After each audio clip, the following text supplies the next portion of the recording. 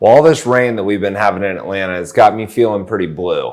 And so today I thought it would be the perfect opportunity to talk about a watch that is really blue, and that's going to be the Rolex Smurf. Stay tuned to learn more.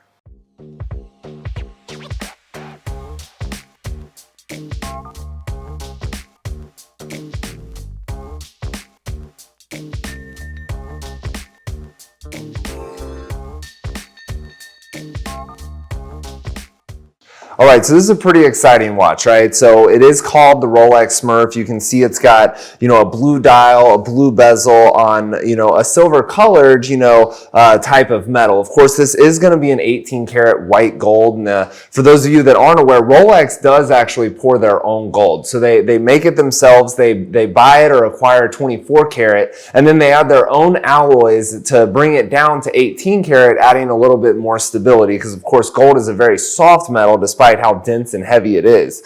And so one of the things that we notice when we're looking at any Rolex, whether it's yellow gold or white gold, it's going to have a slightly different color to it than a lot of the jewelry that you'll see out in the world that is classified as an 18 karat white or yellow gold.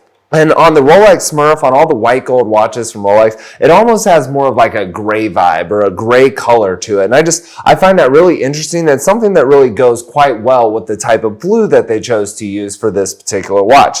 Now, this is a 6-digit reference number. It's going to be a 116619. If you ever want to do any digging or research on your own, that is going to be the model or reference number for this particular piece. But it was released back in 2008. So, not even 15 years ago. This is still pretty fresh out on the market. You're not able to buy them brand new today. They have slightly different variations that incorporate blue, but not this iconic blue on blue design that we see here today. Now, again, as I mentioned, it is a 6-digit, version of the model of the Submariner. So we're going to get all kinds of upgrades with this watch, right? So you're going to notice this has the thicker lugs that we find on the 6-digit reference numbers. It has the solid center links in the bracelet, which is going to help add some durability to it.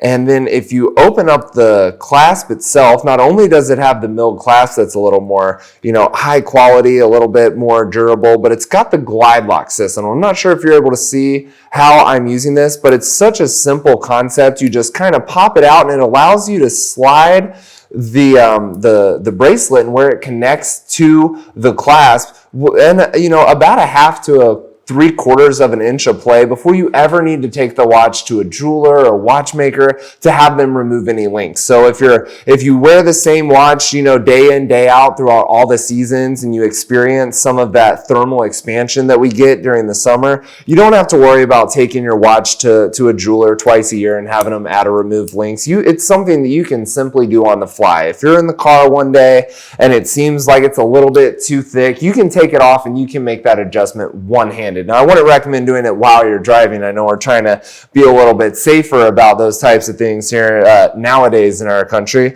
but just know that it is a very simple process, not something that requires any level of expertise, and it's something you can feel confident in doing yourself from home. Now, there are a couple other things that I really like about this particular model. So aside from the blue on blue, they did use the maxi dial. And so that's going to refer to these larger hour markers, the larger hands, making for a much more legible dial. Now, if you're going to be swimming, that has a very huge impact, especially if you're diving where there's not as much light. Every foot you go below the surface is another foot the sun has to travel to get there, and it gets harder. Every foot deeper you go beneath the surface, the less light you're going to find. So having luminescent qualities and visibility and being able to read is very important in a low light environment. So it's very fitting that Rolex would use what they call the maxi dial on this particular watch.